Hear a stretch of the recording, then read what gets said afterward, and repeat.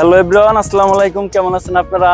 আজ আমি চলে আসছি এমন একটি জায়গায়, এটা আপনারা প্রথম দেখা দেখলে হয়তো ভুল করতে পারেন। এটি সুইজারল্যান্ড মনে হইতে পারে আপনার কাছে। আসলে এটি হচ্ছে সিলেটের সুনামগঞ্জের নীলাদ্রি লেক নামে পরিচিত। একদম ভারতের মেঘালয় পাহাড়ের পাশে এই লেকটা দেখতে আসলে খুবই সুন্দর লাগে। বিকালবেলা যদি এখানে আসেন তাহলে খুব ভালো লাগবে। আজকে আমি এই লেকটার সৌন্দর্য এবং ঐতিহ্য তুলে ধরবো, তাই পুরো ভিডিওটা দেখার জন্য আমার সাথেই থাকেন। Let's go. আমরা মূলত সিলেট থেকে আসছিলাম টাঙ্গরহাওর ঘোরার জন্য। সেই সুবাদে আমরা টাঙ্গরহাওর ঘোরার পর এখন আমরা নীলাদ্রি লেক যাব ঘুরতে, এবং আপনাদের যাতে সুন্দরভাবে নীলাদ্রি লেকটা ঘুরে দেখাইতে পারি, তাই পুরো ভিডিওটা দেখার জন্য আমার সাথেই থাকেন।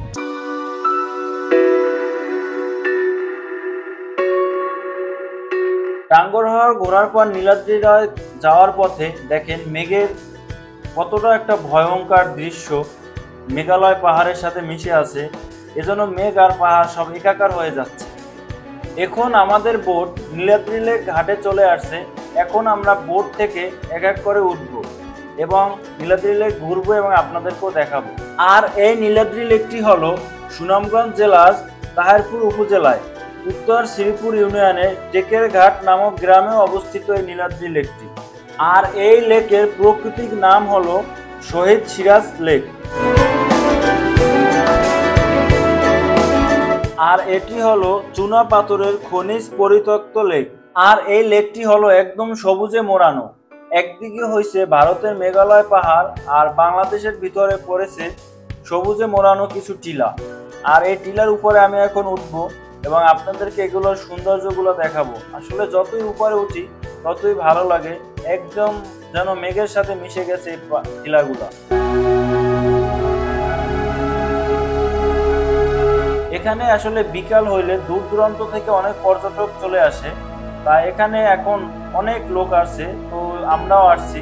তো এখন আমি একটা টিলার উপরে উঠতে আসছি, আর উপর থেকে উঠে আপনাদেরকে দেখাবো। আর এগুলো উপরে যতটাই উঠি এতটাই সুন্দর লাগতে আছে, আর এতটাই বাতাস একজন মুগ্ধ করার মতো।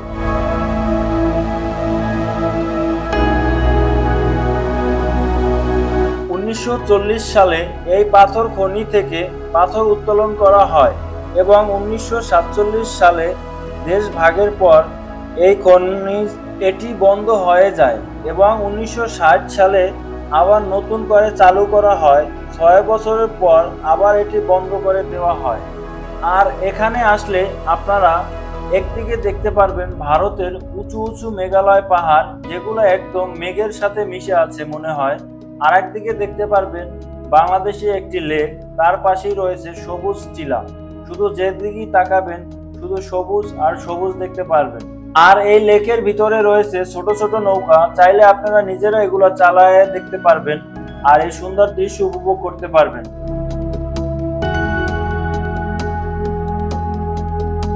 বিকালবেলা এখানে এসে আমার কাছে আসলে খুবই ভালো লাগছে। ছোট্ট একটি জায়গায় একদম যেন সাজানো গুছানো দেখতে। তাই আপনারাও যারা আসবেন আশা করি আপনাদের কাছে এই জায়গাটি ভালো লাগবে। ভালো থাকেন, সুস্থ থাকেন। আবারও কোনো নতুন একটি ভিডিও নিয়ে আপনাদের মাঝে আসবো। আসসালামু আলাইকুম।